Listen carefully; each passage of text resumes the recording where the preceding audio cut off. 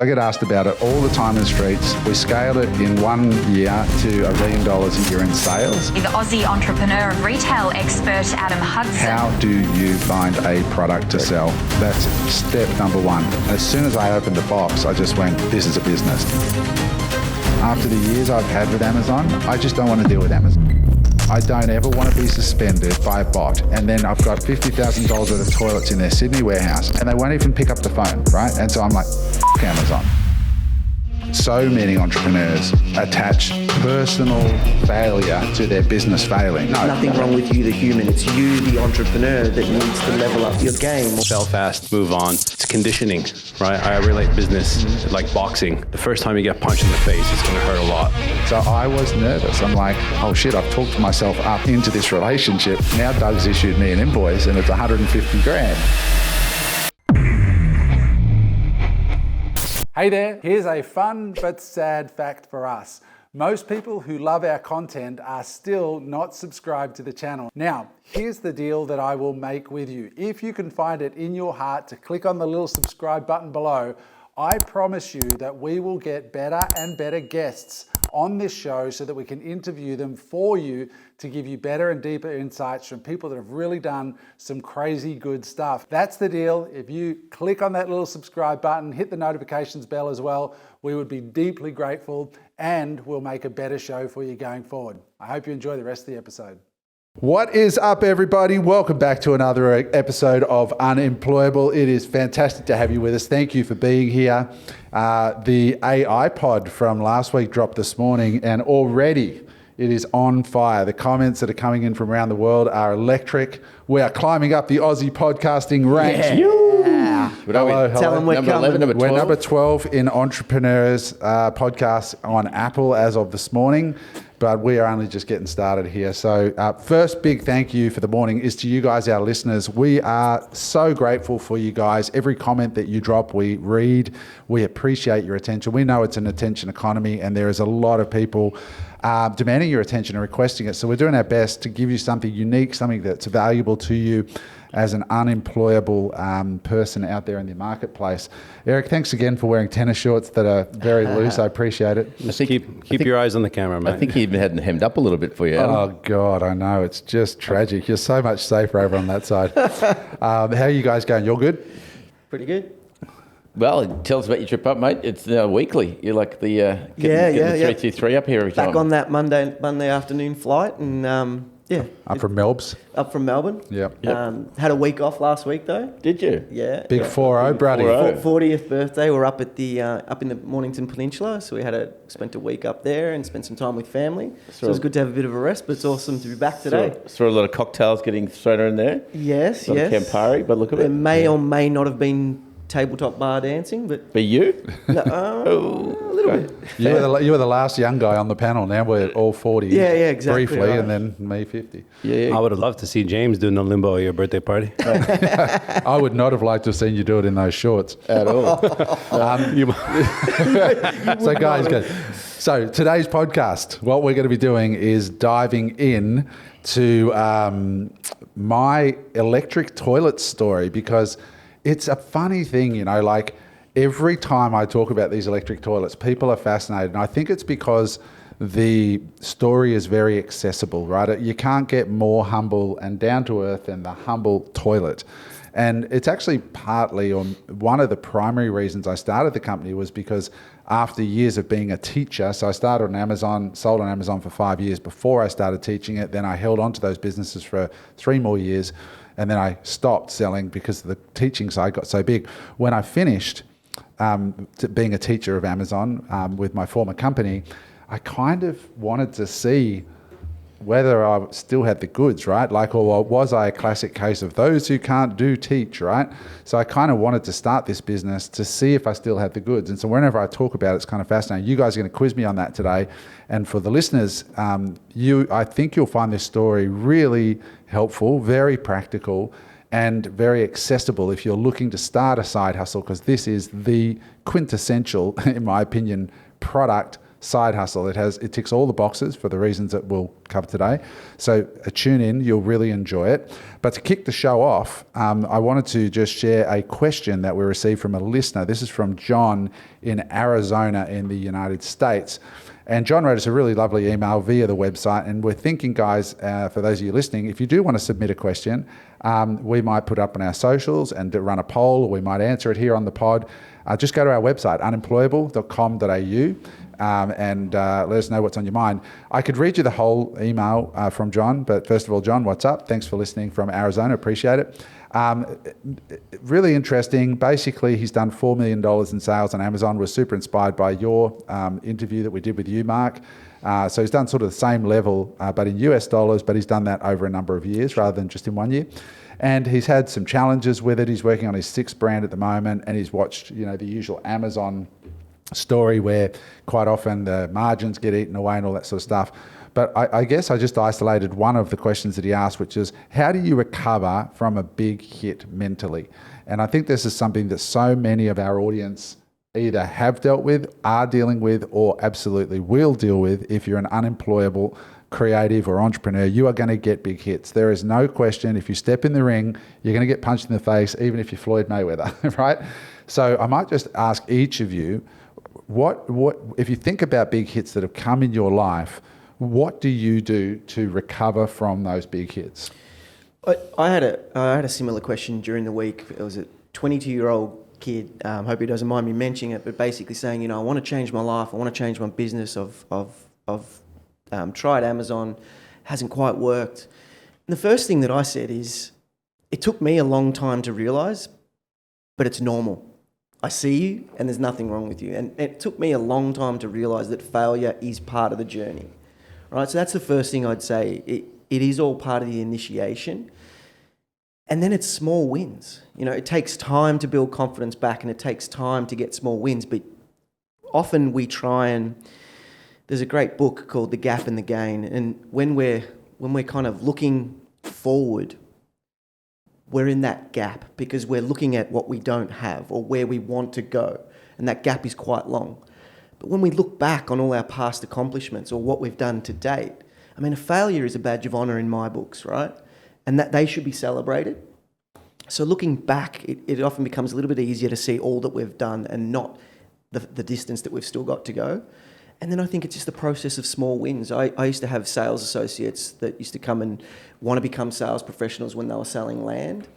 And that was one thing that I would make sure that I focused on with them is small wins, small steps at a time. So that book was Gap and Gain, The Gap and the Gain. Gain for Nelly. It's an incredible book about conditioning yourself to not always look so far into the future and close that gap between where you are and what you want by looking backwards at what you've achieved. James, any tips? Yeah, I've had, as we used to commonly call them, shit sandwiches. I've had more shit sandwiches than I'd care to admit. But as you get a bit more seasoned, again, to your point, when you're younger, it feels like a catastrophe. As you get a bit older, it's just like, okay, cool, whatever, you dust off and get moving. But to sit down and go, when you say I've had a bad loss or this, I'll sit down and write down how bad is it really. Yeah, you know what I mean? Like, because oftentimes you can catastrophize in your own mind, and you can build it up to be this mental monster that's not really that big. Or talk to a mate or a mentor or someone and go, right, this is what happened. All the pieces of shit are laying on the table. How do I put them back together, or do I put them back together at all? But also sit down there and go, well, what can I learn from this? What's the benefit in this right now that I can see, that I'm not seeing, that'll serve me later on? So what's the... And it always does come around full circle. You go, that was that, or could be a personal relationship that's fallen apart, could be a business. What am I not seeing that's the benefit in here right now that's going to serve me later? Dr. John DeMartini does some great work on that called the collapse process. Totally. And so what's the positive in it and what's the negative in it? There's always both. I did this with my mother last week, for example. My father passed away just 2 months ago. She was sitting down there a bit distraught. End of the conversation, it was like, wow, this is a whole new world. And that process is unbelievable. What are the positives? What are the negatives? And what am I not seeing right now that'll serve me later? So there's that. And there's also this it's on my mirror in my bathroom, is "This too shall pass." So whether you're going through an absolute shitstorm, know that this too shall pass. And when you're riding high, don't get too arrogant and ahead of yourself, because this too shall pass. Things are always peak and trough. They never stay stable or consistent usually. So just having those 3 tips, I think, is probably where I'd go when it all hits the fan, and it does regularly. I mean, so In the famous words of Mr. Chow, but did you die? Eric, words of wisdom. Words of wisdom. I posted this yesterday, actually, and success is stumbling from failure to failure without losing enthusiasm. Yeah, I think that was a Gough Whitlam. No, not Gough Whitlam. Churchill. Yeah, Winston Churchill, right? And I look at that, and I think people need to have a big enough why and vision. For me, when I come home every day from the office, from meetings, and I see my wife and I see my 2 kids, it reminds me every day of why I do what I do. I'm creating a legacy, and I want to show my kids what it takes to be successful in our own rights. And I think people need to get very clear on that, and it takes a lot of time to really sit down and do some deep work on what your vision is and what is your why. I think a lot of people's why is make money. That's not a good enough why. Money is a byproduct. So for me, another thing is having a very close-knit community of people that you can trust, that you can speak to, and you can be vulnerable with, right? All egos aside, put your ego on the shelf. When you're entering that meeting or that coffee, and literally be vulnerable, because to me, communication is everything. And we've all been in struggles, and you're not the only one. And another thing I think about all the time is similar to what James said. This time next year, you're not even going to be thinking about this. Yeah. That's what I always say. This time next year, it won't even be a thought. It's a thought right now, but you need to control it as best as possible by using some of these tips. It was John from Arizona, was it? Yep. Exactly what he's done is a way to handle it. Reach out, and you've just had And ask for help, 4 yeah. guys share an opinion on it, and it kind of normalizes it. Yeah. There was a quote that I came across the other day. No man is more unhappy than he who never faces adversity, for he is never permitted to prove himself. Yeah. And the obstacle truly is the way. People have That's asked what I me would that say. before. Like, if you could have a rich dad and just not have done it, I'd be like, no way, dude. Like, who I've become in the process of coming from nothing, I wouldn't trade that for anything. And to James's point, my why is who I want to become. Yeah. It's not anything material. It's the person that I want to become for myself, for my family, for my kids, my future kids. Yeah. Tony Robbins says something really powerful, which is nothing has any meaning other than the meaning that we attach. And so many entrepreneurs attach personal failure to their business failing, right? That's just so wrong. Like, I have failed more than I've succeeded. Most of us here have, except Eric. But same time, same market, same entrepreneur in Los Angeles. I had multiple companies running, 2 failed, 2 succeeded, right? Amazon succeeded, my animation company succeeded, my flight simulator business failed. Same entrepreneur, same market, same time, just got it wrong in a different market. But it is a slippery slope sometimes to have that mindset. Oh, it's not me personally, because you do go, well, hang on, and those thoughts do creep in still. Yeah. Creep in. Fuck, is it me? What did I do? Am I? All those negative thoughts creep in. You've got to be the keeper at the gate. Yeah. Whoa, hang on. Cut that shit. Let's keep moving forward. Yeah, it's the market. I got the market wrong. But it's not you, the human. No. There's nothing wrong with you, the human. It's you, the entrepreneur, that needs to level up your game or whatever. But these are all positive signals to improve on, right? It doesn't make you any less of a human, right? I agree. Only if you don't try again. Yeah. Then Wow. get up and go again. I think you need to fail fast. You know what I mean? Fail fast, move on. That's why I love having the boxing kangaroo here as well, and the Muhammad Ali photo in the other set there, because it's conditioning, right? I relate business like boxing.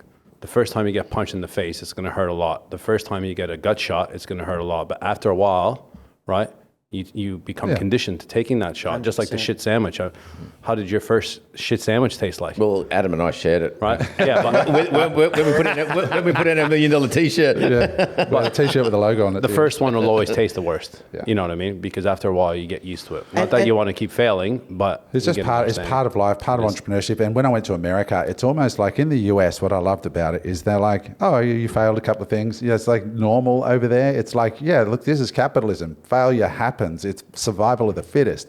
In Australia, there's this real stigma around failure and this meaning of shame and this meaning of this and that, and all this meaning gets piled on there.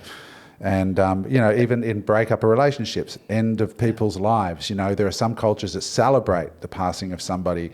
You know, there are some people who have divorce parties, right? When they break up, they're like, I got divorced. Yeah. You know, like, so it's all a case of That's meaning. usually the one that cleaned out the other one. Yeah, is that what it is? It's not, the other guy's fucking about to neck That's it, himself. That's maybe. fine. Well, you never know, right? No, I was just going to say, like, and you've just got to share it and put it out there and not hold it in, you know, because a lot of people are scared. Oh, what's my dad who kept saying you shouldn't have done that going to think? Yeah. Or what's my grandma or mum who said, yeah, you shouldn't have done that. Go be a doctor.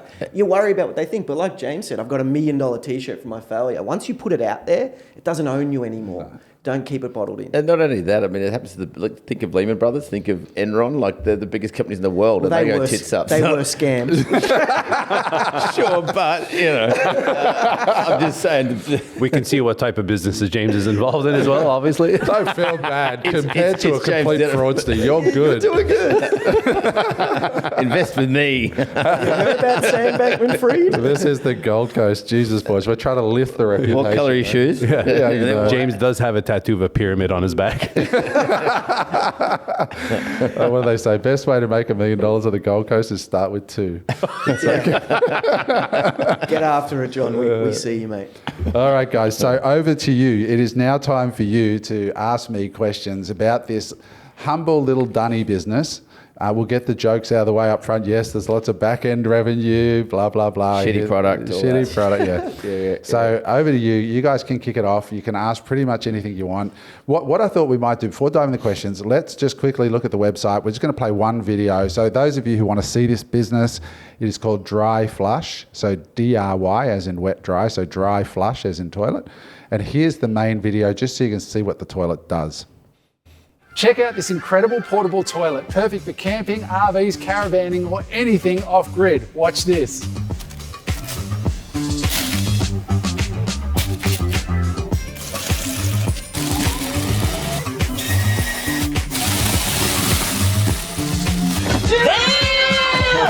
Exactly. What you just saw is a game changer in portable toileting. Using a patented Mylar bagging system with a fan and a vacuum, this toilet instantly wraps your waste and the smell at the push of a button. There are no chemicals, no smell, and nothing to install like wires, vents, or plumbing. You can set this electric toilet up anywhere in under a minute and you are literally good to go. Welcome to Labio by Dry Flush, a game changer in portable toileting.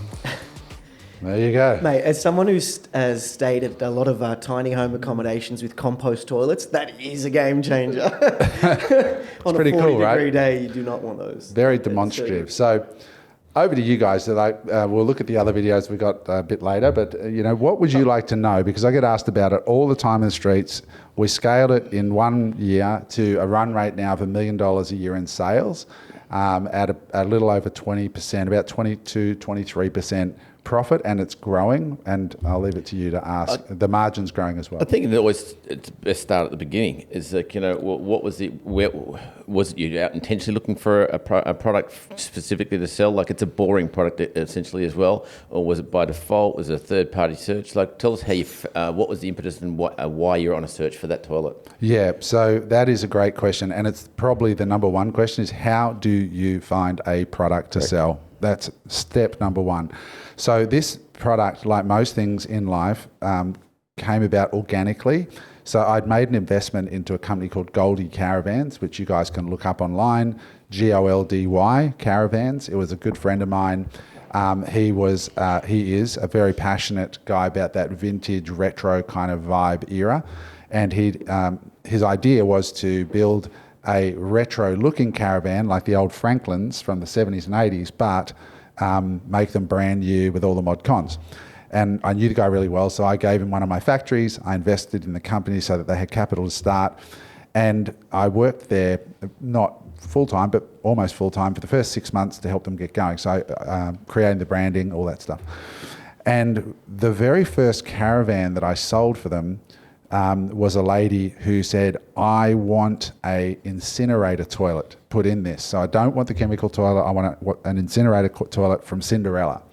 And I said, sure, no worries. Having no idea what that was, right?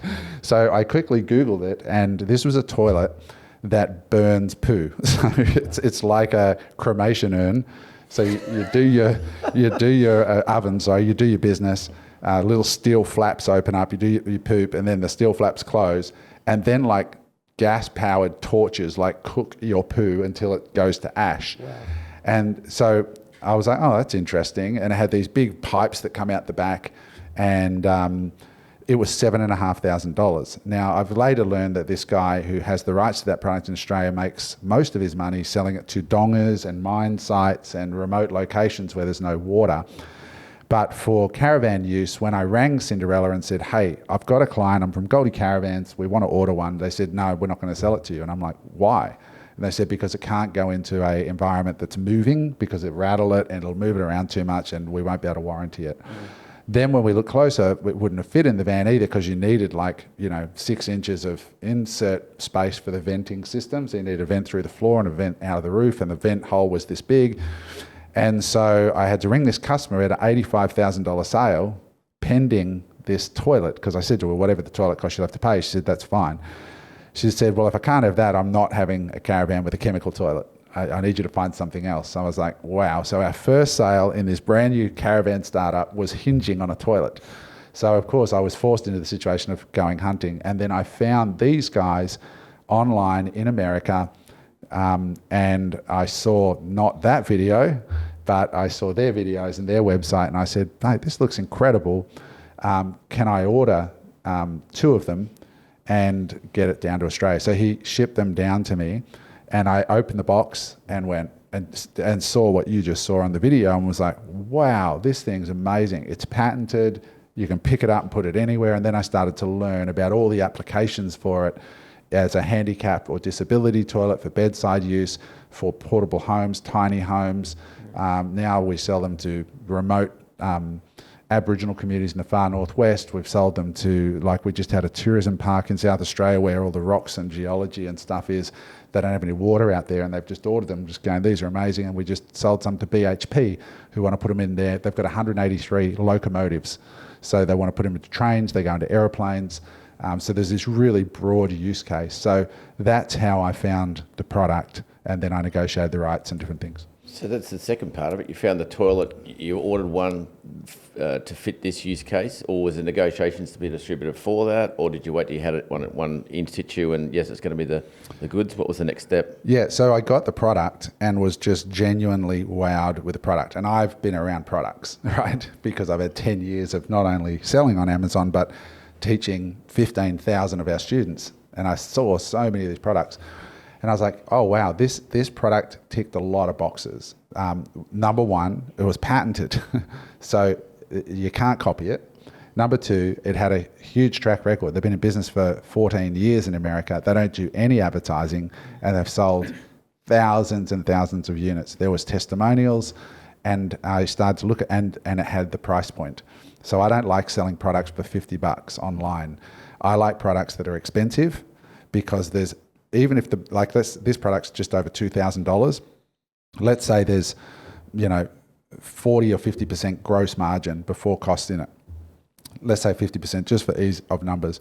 That's $1,000 between the buy price and the sell price to operate the business, right? And that's a lot different to having a $60 product with $30 to operate the business, because just advertising alone, will kill it. So the high ticket, and I'm sure you're going to draw me on this, James, of the numbers guy, and Mark as well. All of you are numbers guys. So I liked the high ticket. I liked the patent. I liked the fact that I wasn't really taking a risk from the standpoint it had already been proven as product market fit. I liked the fact I would be dealing with Americans. I really like the fact of the back end, pardon the pun, that the toilet requires the bags. And so the more units I get in, it's like selling Xerox photocopiers. They need to be serviced, or they need the ink, or they need the consumables, right? So I love that about it, that I could essentially give away the profit on the front end to build a back end recurring income business. So I liked all of those factors. So I simply started building a relationship with Doug, who you'll see in a moment. We'll play a short video. Doug's a terrific human being, typical old school American businessman who bought the American business. What happened was the guy who invented this toilet was an American soldier, and he served in India, and he observed up close the sanitation problems. He spent 3 years when he got home inventing that toilet, and then he found a wealthy Connecticut family who made their money from patents that funded him to get all the patents done, all the moulding, the injection moulds and everything, and they became partners. Then the inventor passed away, sadly, and the family office that was the investor said, we want to sell it. And they went to their accountant, and the accountant, Doug, had retired. Doug sold a packaging business for tens of millions of dollars that he'd spent 38 years building, but he was an entrepreneur and he was itchy. And so his accountant said, hey, Doug, I think I've found something for you. Check this toilet business out. So Doug bought the business, and then I met Doug. That's amazing.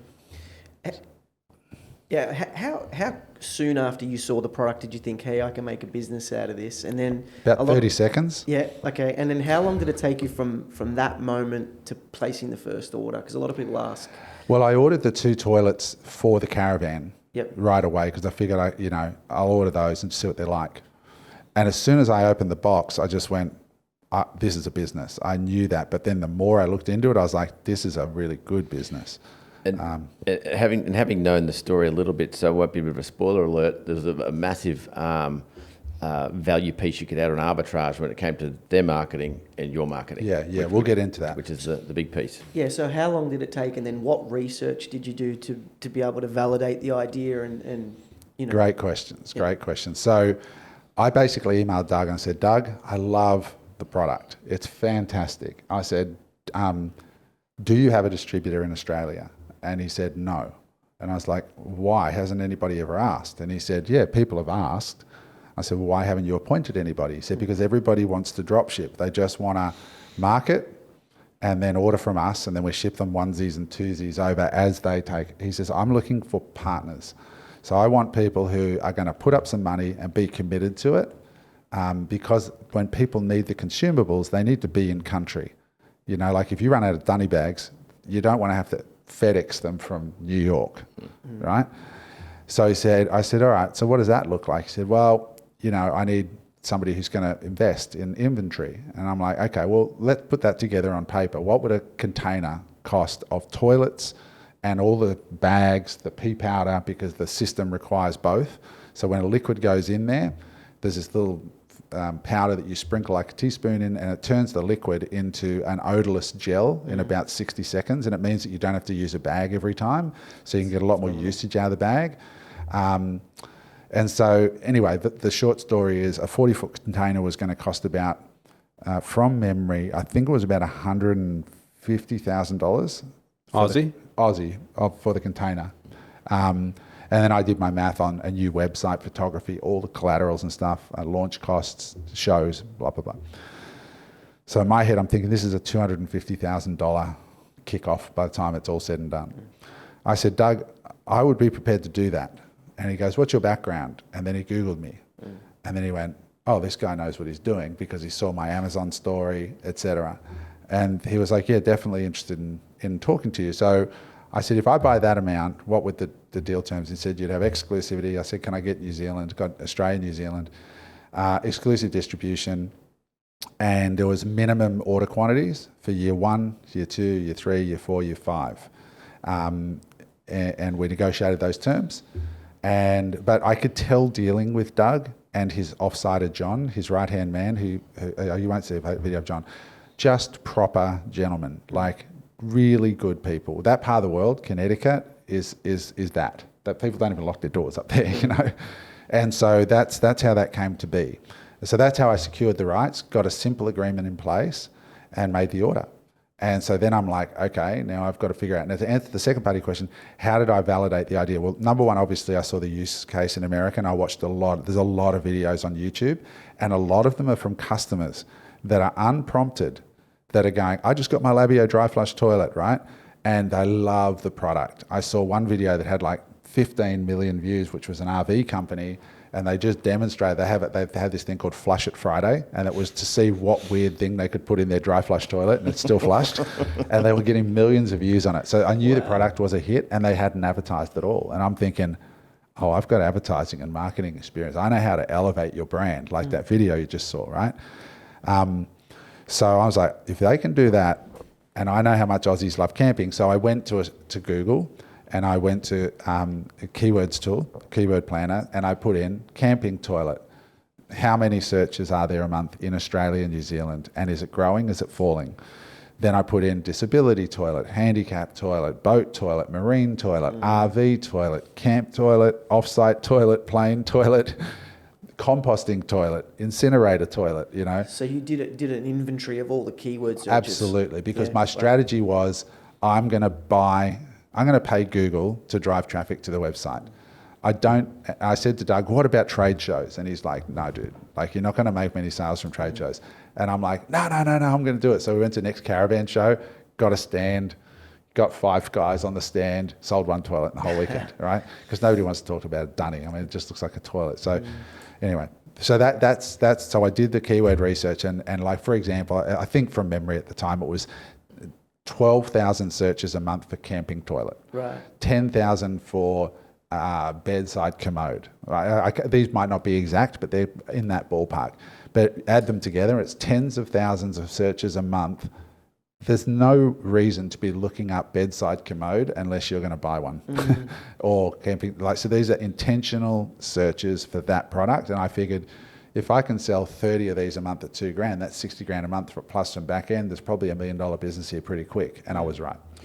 With that bet, it's nearly akin to M&A, like what the transaction I just did there. You without actually purchasing the company itself. You've got an established company. It's how many umpteen years old. It's got demand. It's got reviews. It's got all the hallmarks of an acquisition without the upfront, except for inventory. So it's the DD process is quite similar to very logical. Yep. And it's like you said when we asked you about acquiring. Like Alex Hormozi's stack. Here's the 4 things I look for in a business. Number 1 is there a starving crowd? Now, I don't know if you've ever seen a chemical toilet being emptied or had to do it yourself, but yes, it is literally a shit job. I've got a video of it. Yeah. My Dom took a video of me doing it once at a little camping trip. When I saw this, I didn't know this existed until I got into the caravan business. And I said, how does a chemical toilet work?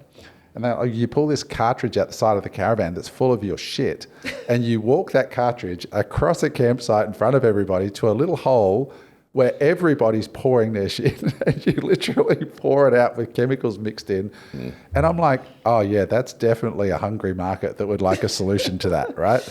So, and there's videos on YouTube of people posting themselves vomiting as they do it. One bloke dropped his sunglasses down the hole and had to retrieve them, and like, it's just horrendous. So there's a real Hormozi stack. Number 1, does it solve a real problem? Yes, it does. Because with the Cinderella, it's the power consumption is the equivalent of having a microwave running on high for 45 minutes. Now, Greg lives in a caravan, in a RV, right? And imagine the draw on his power just to flush 1 poo, and you have to wait 45 minutes before you can use it again because it's cooking the last one, right? So if you've had Indian the night before, that's going to really put a new meaning to hot.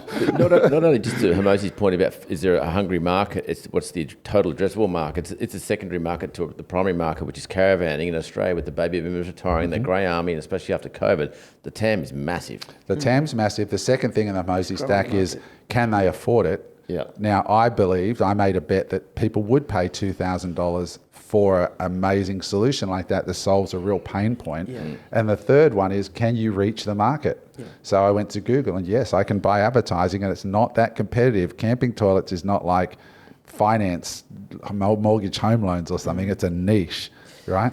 So I could reach the market, and was it a growing market is the last test of Hormozi's 4-part stack. And yes, it's a growing market. People are, as costs go up, generally through inflation, people are holidaying more via camping. That's an awesome point that you boys just made on the macro trend for this business. It's huge, right? Aging population, but not only that, inflation. So when's the last time you looked at hotel prices? They're incredible, like tripled. Yeah.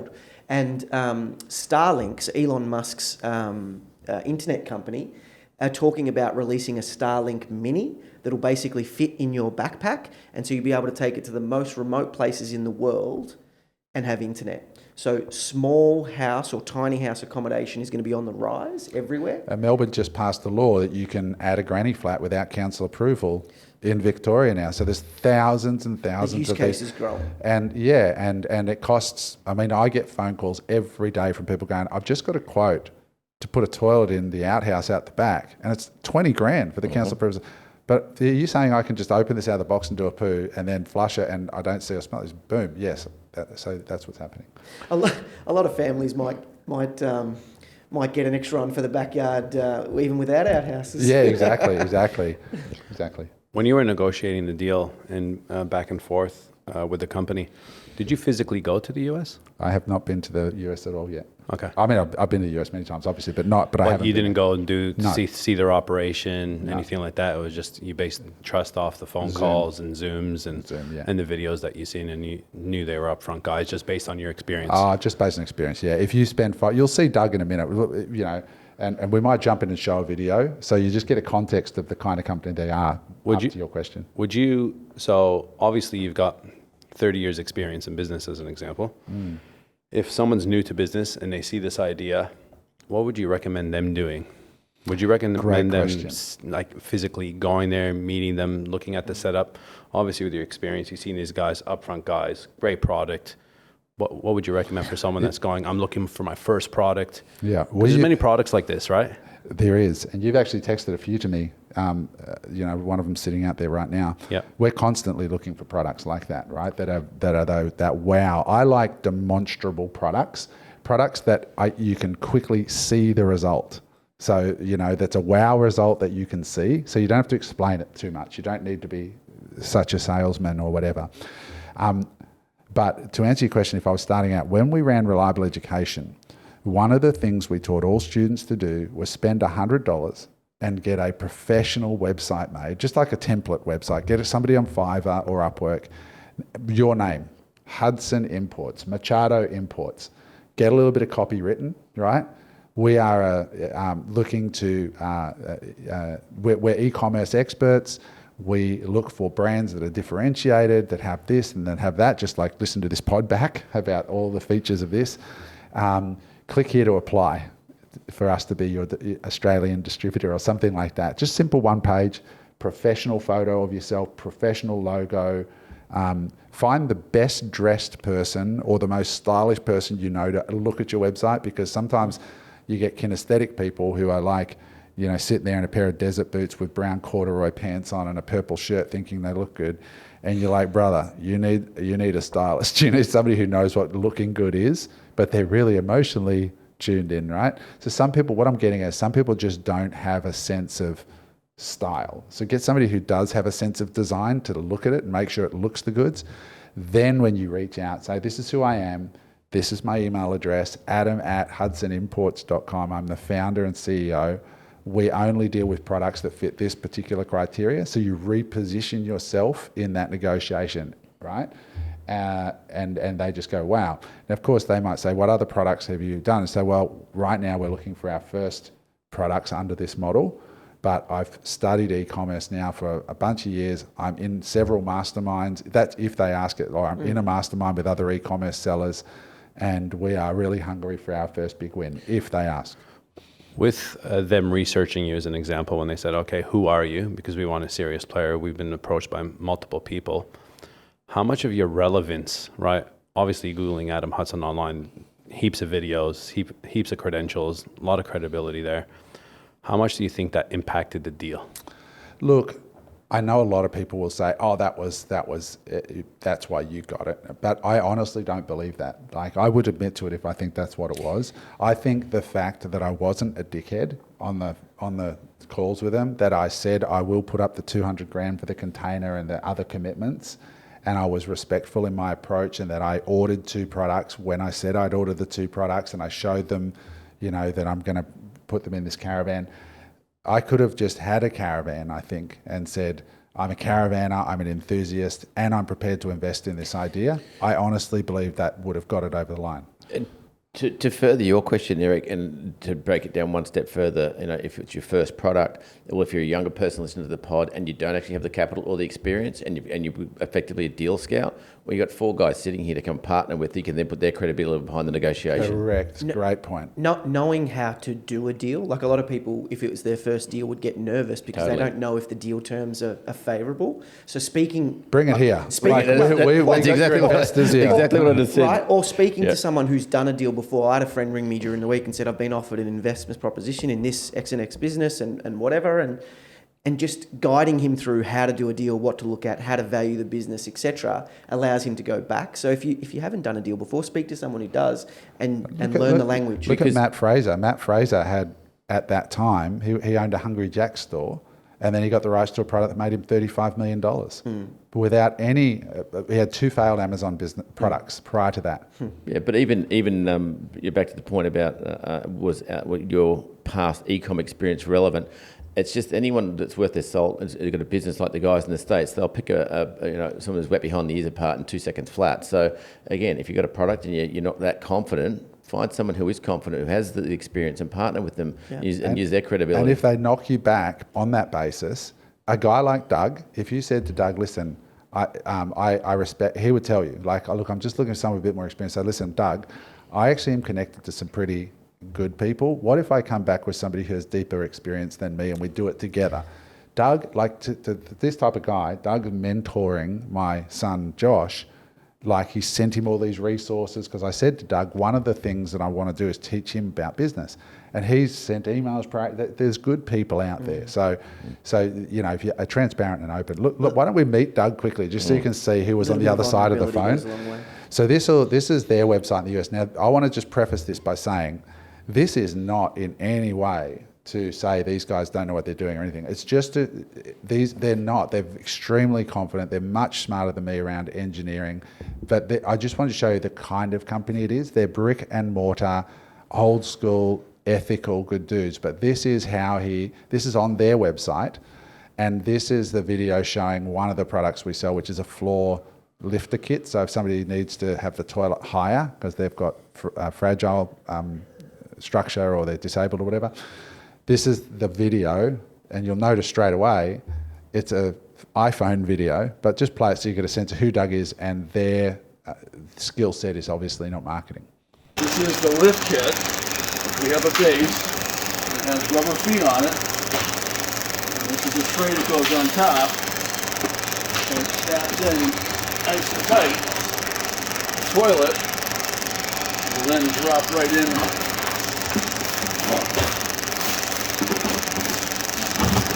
Nice and firm. Like to order the comfort kit. What you're going to do is when you receive the handrails, you're going to pull this gray stopper off. Make sure you have 2 holes exposed to extend the legs out, and put the stopper back in, and it will clear the toilet.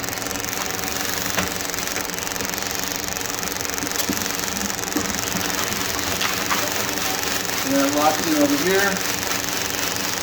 And now you have clearance, and you can adjust it up even more. All right, that's an upgrade. So you can hear that. I don't know what's in the background. It's like a fan or an air conditioner. It's literally just shot on an iPhone in the factory floor. And when I see that, I see opportunity. Totally. It's like seeing an ugly property with great bones, right? I loved that video. And so that to me is like, if they're selling them from that, we can only improve. And you look, just go back to their website quickly, Greg. Now that's their website in America now, and look who's on their homepage, which is me with the video I made. And I've got a phenomenal relationship with these guys now because of... Talk to that point, because we're talking about it off pod before. is that you've got the rights here in Australia and New Zealand. You're doing a great job. You're obviously hitting your MOQs to maintain your exclusivity, but you've obviously given them the rights to use your marketing. How's that helped the relationship? What's it done? Yeah, so the wonderful thing about an exclusive distribution right is that I'm not in competition with the other distributors, right? So the guy who has the distribution rights for Canada, there's somebody who has distribution rights for in other markets. So I wanted to put the polish on it. So I realized I'm a long way from America, and I want them, I want my Australian customers to know, hey, these guys are connected to the mothership. So as a keyword there, you said polish and turd. I want to polish this turd. So I wanted to put I wanted to put some polish on. But I really wanted to connect America and Australia strongly, so that people didn't feel like I was this remote satellite office. That there was a real relationship in place, and that the people in America, because it's coming from a long way away, are real. It's not made in China. It's made in America. So the first thing I knew I needed was photos of the products, of the factory, because I'm borrowing their credibility. So I said to Doug and John, who's an awesome guy, I said to both of them, look, guys, could you get me some photos of inside the factory? I want to see the factory. I want to see the staff. I want to see you making the cartridge bags and the toilets. Oh yeah, no problem, Adam. And so like a few days later, Doug went round with his phone, and like, you know how a sort of more senior general, there you go. It's like that. It's one of his faces. He's going to turn around. Yeah. It's a few like the wrong way around. Bit out of frame. And Doug will be laughing if he watches this, right? But he's just the best guy. Like, but he's not a photographer, right? And so they sent me these photos that were kind of dark and shadowy and backlit, and I was like, how do I handle this? And I'm talking to my wife, and I'm like, I'm just going to be really sensitive. I'm like, Doug, I really, really appreciate it, but would you mind if I got a professional photographer on my dime to go to your warehouse and take photos, and then I'll give you all the photos as well. So you've got them for your website, and on top of that, you can give them to all the other distributors as well. And how can you say no to that? So I went to Snapper. So Snapper, which is SNAPRR, 2 R's, is Uber for photography. I've used them for years when I was living in the US for all kinds of things that I was involved with. So I went to Snapper. I put up a job saying I need a factory shoot done in Connecticut. This is what it is, where it is. And I had photographers put up their quote, and for $300 Australian, a few days later, this awesome photographer goes there, makes a time with Doug, I think I got 200 photos. Unbelievable, all put up into a Dropbox, and Doug was blown away because he'd never seen the company professionally photographed. And he's like, they're all in the dry flush shirts, the lighting's beautiful.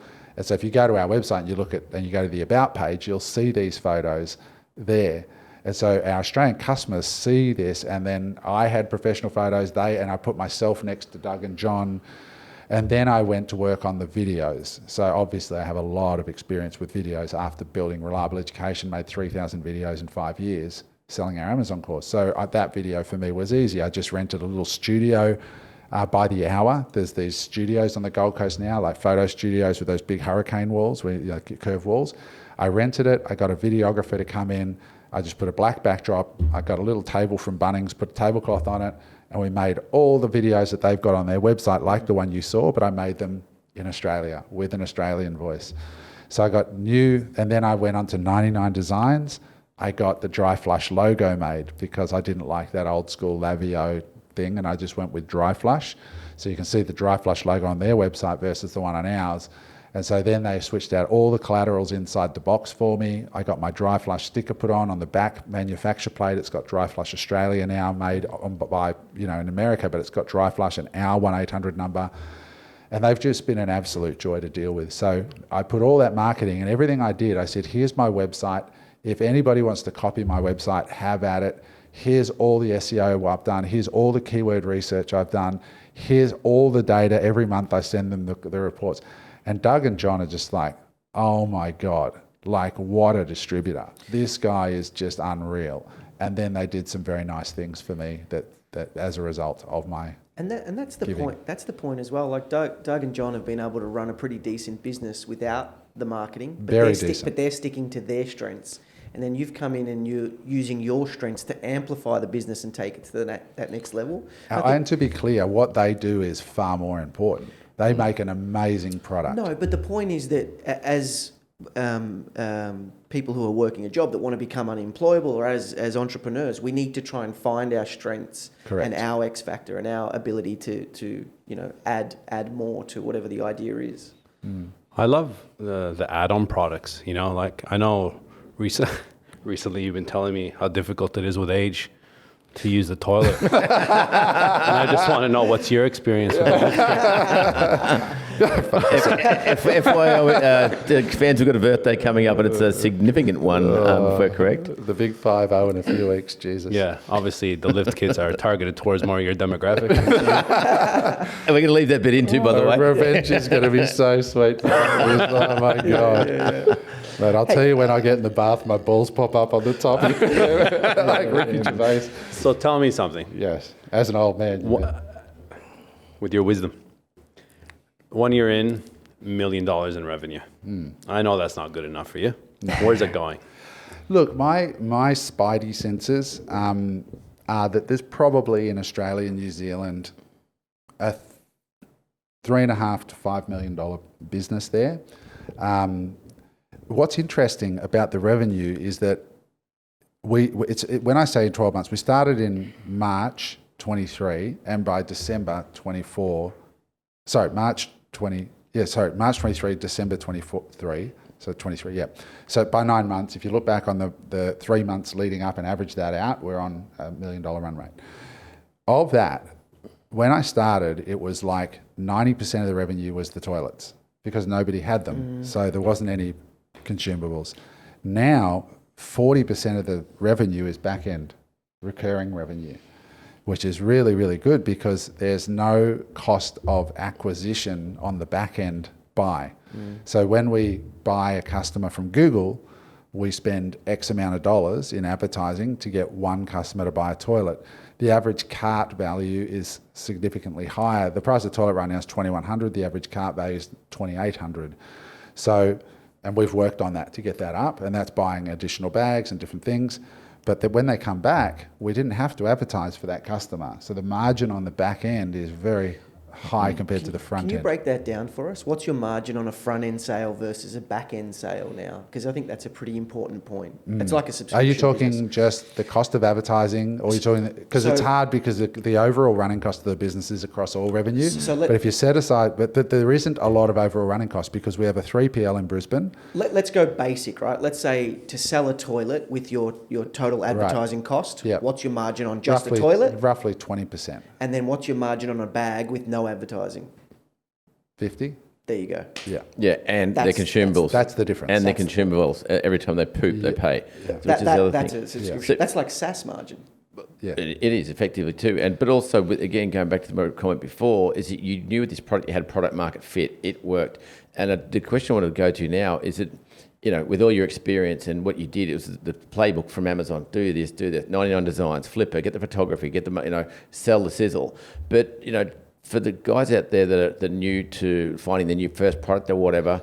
I know because we've had conversations around this on the way up. It wasn't all just rainbows and butterflies. It was uncertainty from time to time. Will it work? Is there enough price elasticity? Talk us through that so people can get and also the balanced view of you taking this product from $0 to $1 million. Yeah. So I just want to make a couple of points, and I'll jump into that. A couple of points. The website right now is built on Wix. That wasn't, I don't think, the best decision. I probably should have went with Shopify. But when I launch businesses, I do sort of like an MVP launch, minimum viable product. So I'll spend as little as I can, and people look at the photos and they look at the videos and they look at the website like, oh my God, they must spend a lot of money. It wasn't. The photos were $300. The website was free because I built it myself on Wix. There wasn't a lot of money spent in the collateral, right? Now we're in talks with a $20,000 rebuild of the website now that we've hit that mark, and now we'll bring it up to world class. So I always do that. Like even Unemployable's website, you go to that now, it's built on Wix. You come back to that in 9 months, 12 months, it will be kick-ass. But we will fund it next round out of the business. So we run it lean because I know that the important thing is not the sizzle alone. You've got to have the steak, right? I was going to ask that question. One thing that I've always been so impressed with is how quickly you execute on an idea. And I was Yeah. going to ask how you did that. And I think you've answered that question. Minimum viable product. Let's I go. know now all the tools, right? Like I know Snapper, I know 99. Like the logo was 99 Designs, gold level competition, $1,000. But the logo's everywhere, so it goes on everything. So that's one of my biggest investments at $1,000. But to answer your question, James, you're right. No business is all sunshine and rainbows. And I can tell you, $200,000, $250,000 as a percentage of my net worth is not very much, right? But I still shit myself like it was everything. Right? It's just hardwired. Failure is failure no matter where you are net worth wise, right? So I was nervous. I'm like, oh shit, I've talked myself up into this relationship. Now Doug's issued me an invoice and it's 150 grand. And now I've got to actually fucking ante the money up. Now I had the money, sure, but it's still nerve wracking when you do it the first time. Mark, you would have done this many times. You got 800 grand you put into your business, right? It's terrifying no matter where you are, right? Unless you're really, really, really rich, right? So there's that. Then there was like, okay, I'm going to go. The first thing was we've got these caravan shows that we're already booked into with Goldie. So I said to Jamie, who runs Goldie, and I was their main investor, dude, do you mind if I just like set up a stand on the edge of the stand that we've already got to see how the toilet's going? He's like, no, bro, that's fine. No, go for it. So I'm like, fucking yes, I'm in, right? I get 4 people. We deck them out in T-shirts. We get the double shade sale, you know, there's 50,000. And I'm going, we are going to make so much money this weekend. Like nobody in Australia has seen this. People are going to love us that we're solving their chemical camping toilet. There was 4 of us working for 3 days straight in the hot sun, and we sold 1 to a lady in Brisbane in Mount Omni, and it was for a disability use for her husband. Her husband came over in a wheelchair, and I said, hey mate, have a look at this. I showed it to him. He goes, hang on a second. Are you telling me that if I use this toilet, I can use the toilet, push that button, and my wife doesn't have to clean out the bedside commode ever again? And he said, yes. He said, do you know how much shame there is in that for me? You know, like, and I've had to deal with this, like getting my wife to see my shit every morning and clean it out. And he was almost in tears, this guy. He goes, you have no idea. He goes, this is, and I was almost choked up at the stand. His wife came over, paid for the toilet. That was my first customer. And I've since had occupational therapists from all over the country ordering them the NDIS scheme and different things now. So it's a dignity-saving device in that instance. But anyway, my point is, at the end of that show, I had 1 sale. I'd paid each of these people $500 for the 3 days.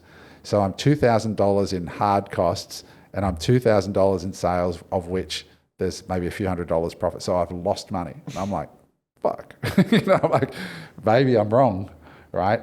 Then we started with an agency out of Melbourne. I won't say their name, but they're the typical experience, when I say agency, a PPC agency. I thought, I'm going to go and get the good ones, right? I went for this big company in Melbourne that was just a shit show. They have a really, really smart guy. This is Google? This is a Google PPC agency in Melbourne, one of the big ones. If you Google them, they'll come up for sure. Really articulate salesperson. Then you get handed off after a week to one of their young guys, the junior. Oh, hey, Adam, nice to be serving you in the Melbourne office. I've got 180 staff down there. And it was just like mistake after mistake. It was shit. They weren't producing results. They're getting their $3,000 a month retainer. And then I had to start again. That's why I say we started in March. We actually started in October or November, but we weren't making any sales. And I said, that's it. I'm done with these big agencies. Then Christmas happened, and then I asked in my network, and someone said, there's this guy down in Burleigh. His name's Dante. He's part of Unemployable now. He's one of our coaches for the people that we coach. Awesome. So I have access to Dante as part of their coaching. And Dante only handles 10 clients.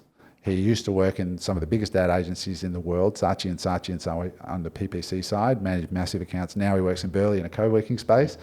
Went and met with him, $2,500 a month retainer. I can sit down there once a month, and he's managed it ever since. As soon as he came on board, it went 10,000, 20,000, 30,000, 40,000, 50,000, 60,000, just all the way up to our highest so far is 120, 130,000 in a month. But it's just been a consistent... Plus you get to speak to someone, you get to speak to the guy, not some person who's just come off the conveyor belts fresh out of college and done a degree.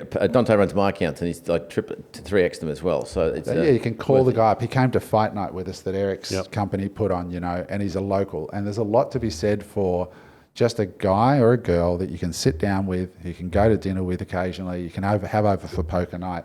That guy's not going to fuck you over. I need to have a chat with Dante. Yeah, yeah, for your PPC stuff, you know, and he actually cares. Like Dante, when a sale happens, because he's connected to the site, they text, "Oh, dude, we've got a sale!" Like, and the language is, "We got a sale." Yeah, And I'm like, I love that. That's so good. And that's what I love. He's as excited as I am, and he's got his own e-commerce business. He sells law contracts.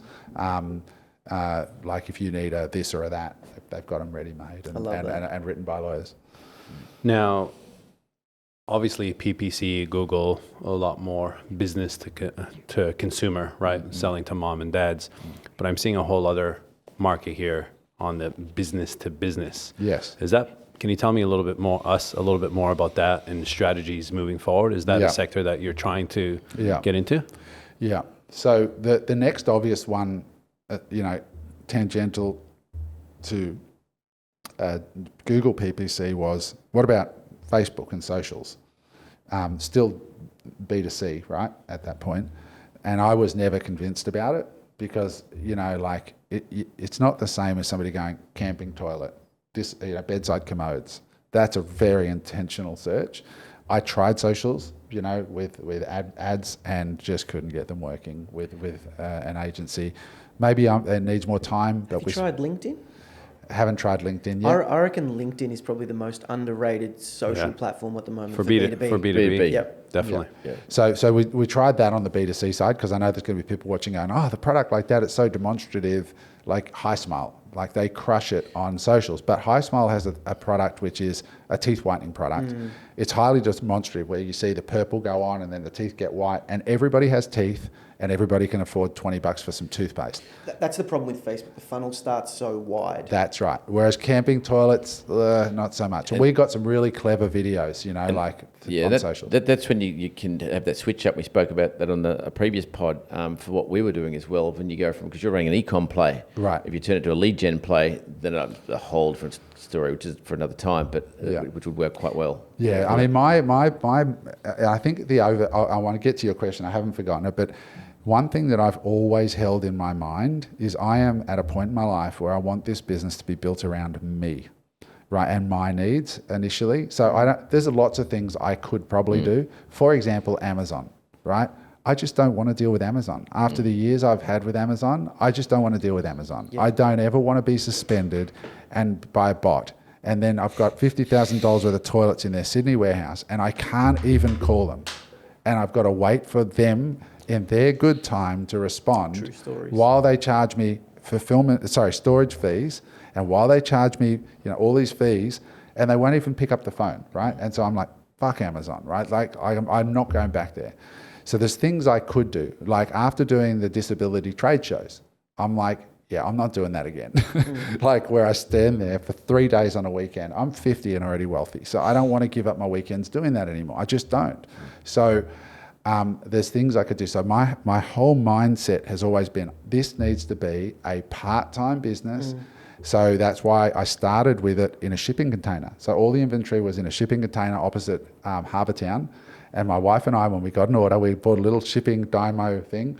We'd get the order, we'd print off a label, we'd run up to the shipping container, we'd stick it on the thing, and then we'd run it to the post office and drop it off because I didn't want to commit to a 3PL straight away.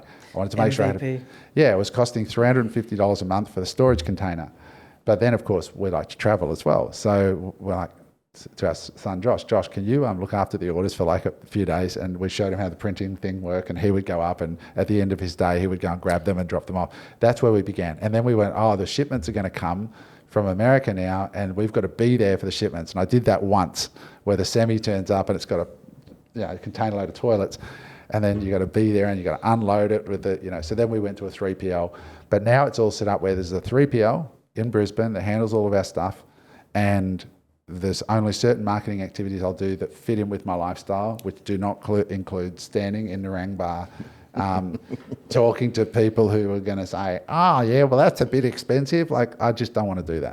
That's such an important why, to Eric's point as well. Like, I reckon if you have a love for travel, I have a love for travel. And if you start a new business and you're glued to that physical business day in, day out, and you're not getting to do that thing that you're so passionate about, there's going to be an inner conflict. Yeah. And I feel like looking back now, part of the reason that I might have failed in a lot of businesses because there was an inner conflict. I thought that it was giving me freedom, but it was taking it. Then I started an Amazon business that I can work from anywhere in the world. And even when the shit sandwiches are coming, I'm like, no. We've got to make this work. And Dom's like, we've got to make this work because we want to keep traveling. So understanding yourself and your why and what motivates you is so important. So important. And you know, we had retailers, and I went and spoke to retailers initially, and they're like, well, we want X amount, and we want 60-day terms. And I was like, at first, you're like, oh yeah, we're going to be sold in like BCF and Anaconda, and I've spoken to those guys, right? And I'm like, but my margin's going to be like 15%, and I'm going to have all this inventory and wait for payment and chase payment. And I was like, I'm 50. Do I want to do this shit at this point in my life? Do I want to allocate the capital? And I'm like, no, fuck it. I'm not going to. It's not going to be as big a business, but it's going to be a business that I want to own. That's awesome. Do you know what I mean? And so I don't sell to retailers. And Doug told me that actually from day one. He said, Adam, don't deal with retailers. He said, unless it's massive and they've got really good payment terms, he said, keep the margin yourself. You're the only one in the country that has the product. Nobody has a product like it. If they want it, they can buy it from you and you keep the margin. And at first I was like, oh, no. And then I just saw the wisdom in his ways. So a lot of what I've done has been, yeah, you could build it bigger and you could probably do it. But it's like, but I like to go to like Europe in summer holidays. I know that you got a part B to answer Eric's question, but I think there's probably a good wedge in here for, okay, that was you, that was run the business, product market fit, it's all tickety-boo now. You've done a joint venture, if you will, bought on someone, which will probably lead into, what's that look like now? You don't want to be in the ring bar, he probably doesn't either, but it might lead into that bigger B2B play now about where you're going with it. Now you've got a rock star on board. Correct, yeah. So the business has transitioned recently to bringing in a second owner. So my wife and I own the business through our family trust owns. So the way we funded it, and I just want to talk about this because I think there's a good lesson in this for everybody. When our family office invests in a business, we basically do loans to the business, right? So in this case, like for Goldie Caravans, we loaned them money with what's called a coupon or an interest rate. And the company must pay the interest from day one, right? And so the reason that we do this is, let's say in Goldie Caravan's case, it was $200,000, right? They have to pay 10% interest. So 20 grand a year divided by 12 months is, I think, 1,300 a month or something it was. I can't remember. So I get to say to my partner, honey, we're getting 10% return on our money straight away, right? And she's like, well, that's a good return compared to all the other stuff that we do. That's pretty good, right? And we're like, yeah, it is. Now, it's high risk. I don't try to play it off that it isn't. But we are acknowledging that my capital has value from day one, because it does. Because if it's not where, like I do a lot of first mortgage lending at 9. I get 9.8 at the moment in first mortgage lending. So that 200 grand could be making me 9.8. So if I'm going to allocate it to you, Mr. Entrepreneur, you need to be able to pay me 20 grand back or $1,300 a month. And I watch. And if they go, oh, I don't know about 13, it's unsecured, right? It's unsecured. If they go, oh, $1,300 a month, I'm like, all right, don't worry about it. Because if they can't make $1,300 a month out of selling caravans, what the fuck are we talking about? Right, you know what I'm saying? Right? You've got 200 grand in the bank, right? 6 payments is only going to eat into that a little bit, right? And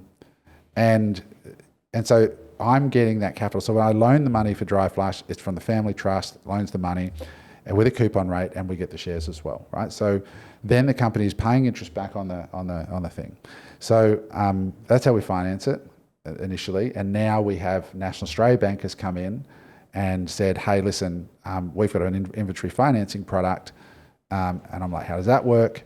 And they said, well, next time you need to pay Doug, let's say it's a $100,000 invoice, we'll pay the invoice, and in 6 months from the day that we pay the money, you're going to owe us the capital plus 10% interest amortized. So meaning if you've had it for 6 months, well, it's only 5%, right? So 100 grand, you'll pay $105,000 back in 6 months.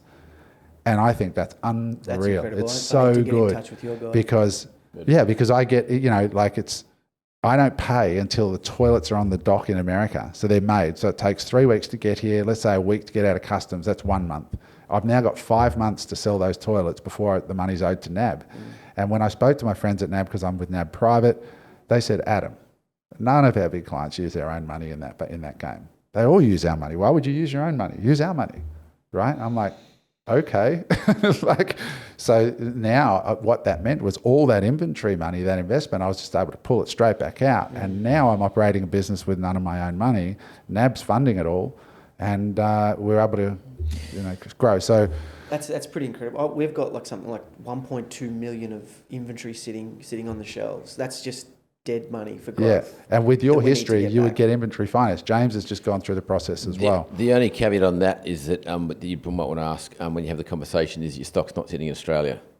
That's probably the only. That's true. You may not may not finance that. There's other companies like Scottish Pacific. Scottish Pacific will. Right. Okay. Yeah, there's other companies. So there are other companies. So to answer your question about the new changes at Dry Flush, it's now got to a point where I've realised that I'm sitting on a bigger business than I'm too lazy to realise the real value of this business. And by me not bringing somebody in, I'm not doing the business a service, and I'm not doing my partners, Doug and John, a service, who've basically entrusted me to do the best I can in Australia.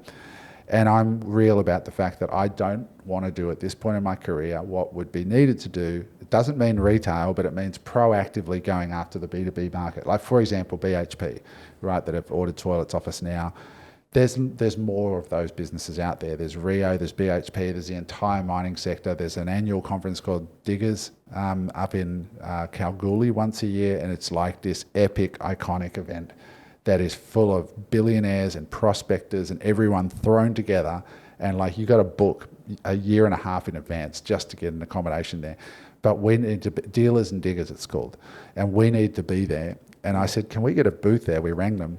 And the lady laughed and said, there's like a 10-year waiting list to get a booth in Dealers and Diggers.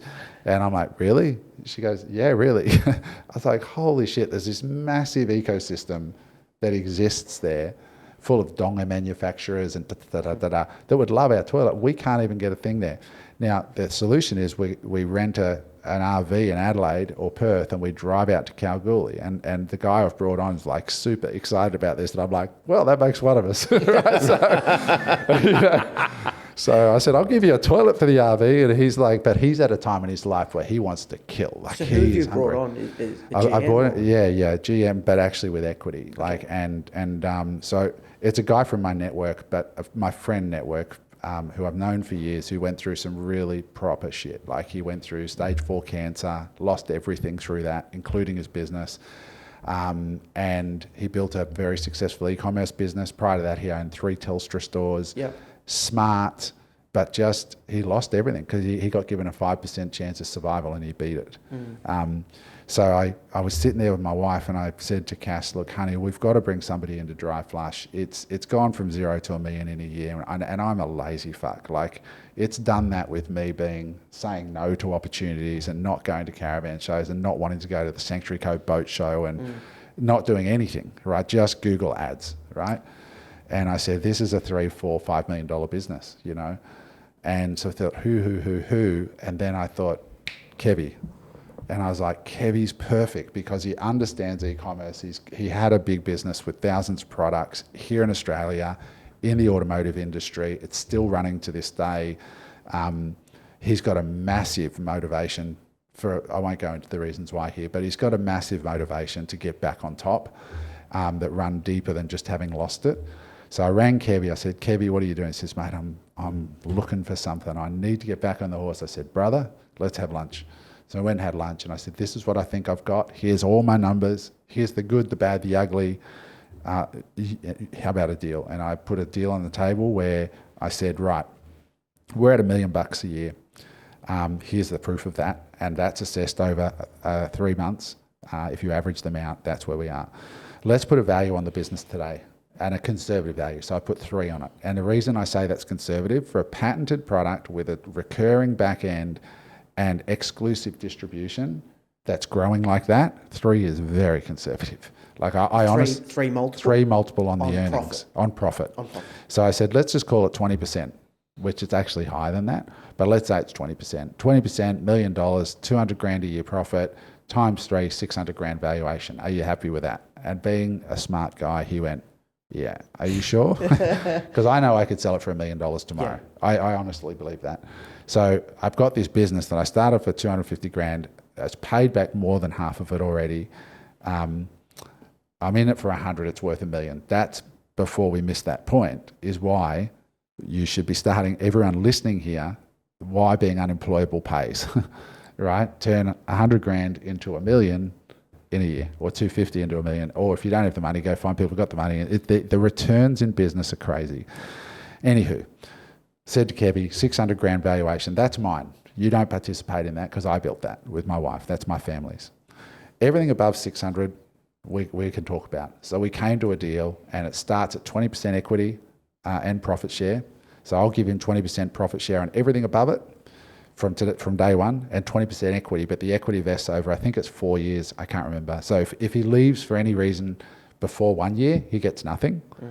If he leaves after 1 year, but before 2, he gets 25% of the 20, right? So 5%. If he leaves at 2 years, he gets half because he's halfway through the vesting period. If he lasts 4, he gets all of it. But the profit share, the distributions are the full 20% or wherever it is.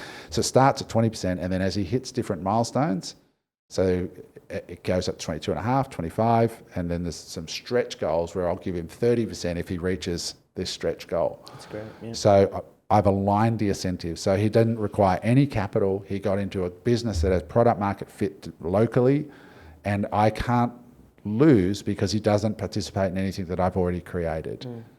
Does that make sense? It's a true win-win. And now I had dinner with him last night. He came down. He lives in Harvey Bay right now. And he's just pumped. Like, he's calling the phone calls back, and he's on he's booking this show, and he's going to Kalgoorlie, and he's on the phone with the web developers, because for him, it's like, this is my chance, right?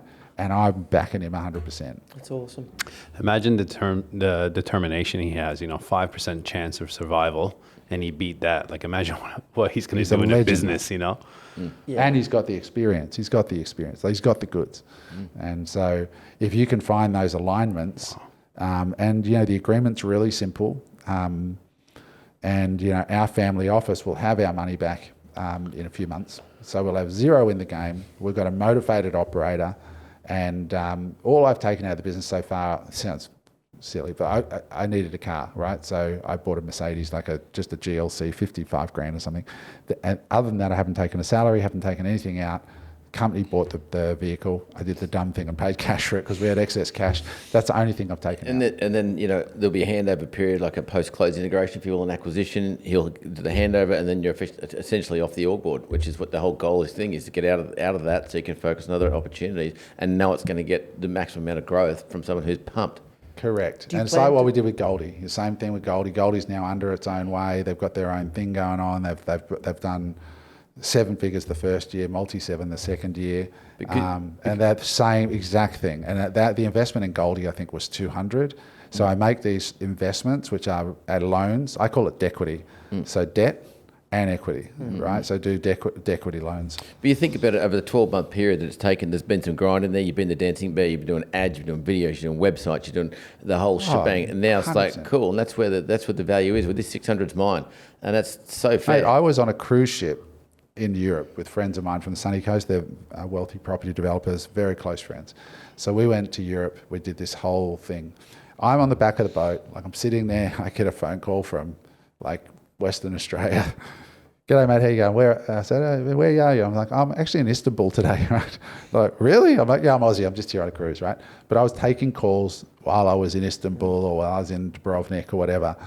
But the whole thing, I use a telephone number from, I can't remember the company name. But anyway, it's like $50 a month for a 1-800 number, and it emails me the voicemail as soon as it comes in. And you call the number, it says, hey, welcome to Dry Plush Toys. Press 1 for sales, 2 for service. There's no service, right? They both go to Adam. Yeah, they both go to me, but they both go to a voicemail. Like, this is how lazy I was. I didn't even take calls. So they instantly go to a voicemail that says, Sales just on the phone right now, leave a number, we'll call you back right away. So the phone doesn't even ring for the first year and it scales to $1 million. You could say it's lazy, you could say it's smart. I mean, we've got our whole company set up like that right now with 13 or 14 staff. No direct calls get through to anyone. They all end in inboxes, because then you can get the distinct shortened version of the message in under 8 seconds instead of a fucking 90-minute conversation with someone that's maybe kicking tyres. So you can filter it. Yeah, it's called Voice Connect, same thing. Yeah. And so I said, I mean, to that degree, my phone never rings. I only recently tested putting my mobile number there and just to see, you know. But anyway, look, it's a fantastic business, and we've got a terrific operator in place now. And my goal, and this is a distinction maybe for the people who are a little bit further down the line. Eric, I don't know if you think about yourself like this yet, but if you don't, you are that, and you guys are the same.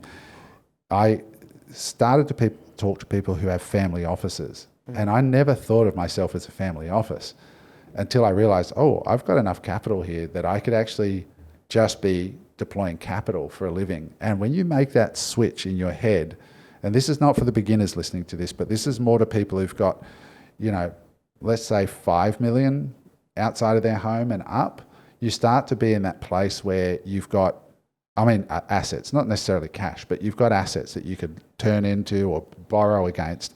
So I start to think about my life in those terms now. It's changed everything. It changes the way I do deals, because I'm no longer building the businesses as an entrepreneur. I will do the 1 year hustle like I'm doing with Unemployable, right? Like with this podcast, I've worked my butt off for the last 3 or 4 months. You guys know, right?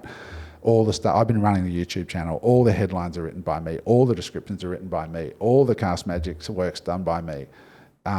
Everything. Now we've got 4 full-time staff shortly, months in, and I'm able to just pull back a little bit now and work. So I'm prepared to do the hustle, but that's only to guarantee my family office's money is never lost. You know, as Warren Buffett said, rule number 1, never lose the capital. Rule number 2, refer to rule number 1. So that's why I worked at Goldie for 6-7 months every day. Like Jamie came in one day, the guy who's the founder, and it was like 8 o'clock. I'd been there since 4 in the morning. I'm not joking. I was there from 4 in the morning because I was lying awake going, I don't know the actual real cost of the van. So, and I, as Eric said in the AI pod, how do you know the AI is not wrong, right?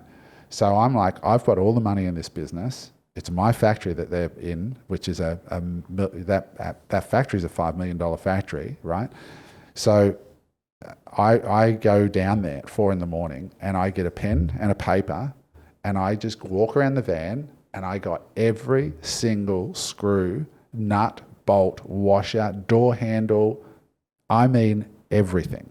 It took me about two hours. I was under there. I was looking at the axle. If I didn't know what it was, I drew a little sketch. And then I went upstairs and I put it all into a spreadsheet. And I said to Jamie, that's a Google Doc of everything that's in your van. I want to know, column number 1, where you get that thing from. Column number 2, how much does it cost? And then I want to know by the end of the week how much that van costs in parts. And then what I want to do is record how long it takes you guys to build one. And I know how much we're paying the boys.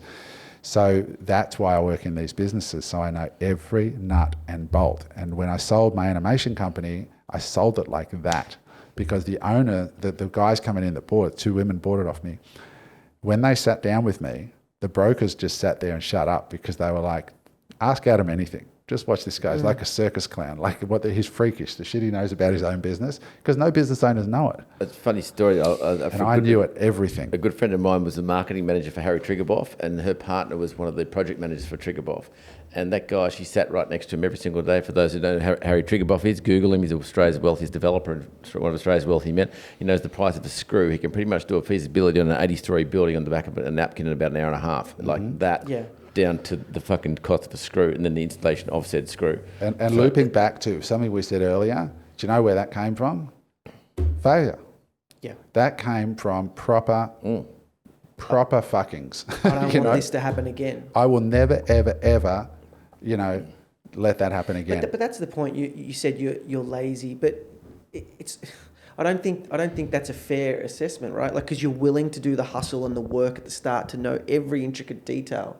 Then you earn the right to put someone else in charge. But a better way to say it might be sort of the old bull versus the young bull. Yeah. The old bull sort of cruises down and slowly makes his way around the paddock rather than running down like a maniac and trying to get on all the cows, right? Yeah. So that's something I've learned over time, and I've been able to build a lot more economic value for my family office as a result of that approach, because I've been able to start Unemployable as well as Dry Flush.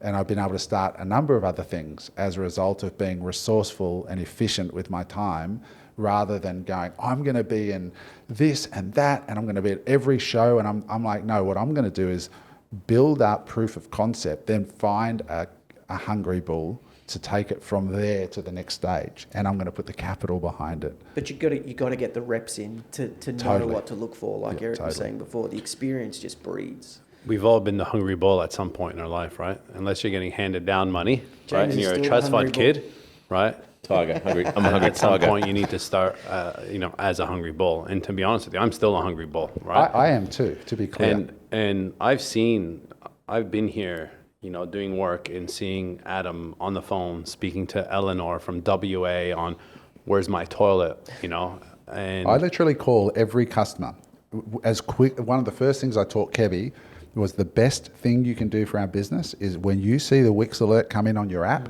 call them within 5 minutes. Yeah. And they're just blown away. So I call Cedric from Wagga. Cedric, how are you? It's Adam from Dry Flush. And man, the impact is huge. You need to know your numbers. I have friends, I have acquaintances that are good in business, but they don't know the numbers, and they're no longer in business. You need to know how to read P&Ls. We coach somebody on this. Yeah, you need to know how to read a balance sheet. You need to know the difference between gross profit, net margin, all these things. I'm so amazed at how many people that are in business that have no fucking idea. They think they're making money because they got $500,000 or they got $1 million bucks or 200 grand in the bank and they're paying their wages. And then all of a sudden they've got a GST bill that they can't pay for. All of a sudden they're not paying their superannuation. And there's only one person to blame, and it's that bull. It's a stupid hungry bull. And to that point as well, when you're looking at acquiring companies, that's what you're doing all day when you're after this conversation, is looking at financials. And I think I said it in an earlier pod, 95% of small business owners' books are a fucking mess. I went and bought like an online course for like $90 from these guys in America. I think it was on Udemy or something. Mm-hmm. Like I said, you've got to humble yourself and go, I don't understand a P&L and a balance sheet and how they work together. If you are listening and you are that person, I was that person. We were all that person. You've got to force yourself to do it. And it extends not just to numbers, Eric, it extends to tasks. Like, you can't credibly replace yourself if you don't know the job. So here at Unemployable, the reason I ran the YouTube channel is I need to know what actually is involved before I start busting somebody else's balls to a standard. I need to have an appreciation for what's involved to get that standard. Like we have Richard here, right? And who does our editing, our trailers. And I learned it from Alex Hormozi again. Alex, with his trailer guy, said, I got my video, my long form podcast. I said, cut it down to a minute trailer. Go and come back at the end of the day. Showed it to him. He says, it's pretty good. He goes, if I give you 2 days, what can you do? He says, leave it with me. He comes back and it's markedly better. What if I give you 3 days? And he figured out after 3 or 4 days, these things were looking world class. So now he knows what it actually takes to do the job to the level. So it's not just knowing your books, it's knowing the roles as best as you can so that you can manage with authority and your employees respect you because you've taken that time as well. It's timing and macro as well. Have you heard the story about the guy who started WeWork? Yeah, Adam Newman. Adam Newman, and now he started this new business, Flow, which has 3,000 apartments under management. But he's gone and bought at the top of the market. Fixed his debt at the Well, it's floating debt. He's on variable debt that's basically gone up. So now the model's not profitable, even though he's a sensational operator. But he just isn't a numbers guy, but he's made the same mistake twice. Exactly He right. did the same thing with Just WeWork. loose, very Just loose. Just didn't understand the numbers. But any other questions, guys, on the bit to answer your question, Eric, about the business? Yes, there is a lot of meat on the table in the B2B space, in the tiny homes, dongers, mines and all that. So yeah, that's all stuff that Kevy's going to be going after. But that's the Dry Flush story, and I think there's great. a lot of learnings there for everybody. we've run up Great story. on time here anyway, but you can go look at the website and let us know questions and we Shoot can us answer them any on questions. future pods. $1 million a year, $200,000 profit, 12 months. It's actually a bit more, but yeah. But, again, I see people out there that have the dreams, they have the aspirations, but they just won't start a side hustle, to replace their $100,000 income job. Like these podcasts are for you guys to inspire you to look at a 50-year-old, almost 50-year-old, very successful, right, full of wisdom, right, wealthy individual that is still taking phone calls from Eleanor here in the studio while we're doing other important things. And now he's taken someone else that is going to grab the bull by the horns and they're going to make money together, all while you're still sitting there wondering, how am I going to do this? These are these podcasts that we're telling you, we're breaking it down for you on how to do it. And there's one last piece to it there that I think we've probably overlooked a bit, is you've just got to do the fucking work to it. No, you cannot miss the rung on the ladder. Hamoji says it, everyone says it, you've just got to do the work. You've seen it, James. You and I are good mates and we play poker together and we know what we're both doing. We're putting in the work. Yeah. And, all right, guys, thank you for being with us again. We appreciate you here at Unemployable. Have a great day out there. Please share the podcast, like and subscribe, and drop a comment and tell your friends. We want to make this the #1 business podcast in the country. We need your help to do it. Thanks so much. Let's go. Hey there, I hope you enjoyed that episode of Unemployable. If you'd like to watch another episode, just click there.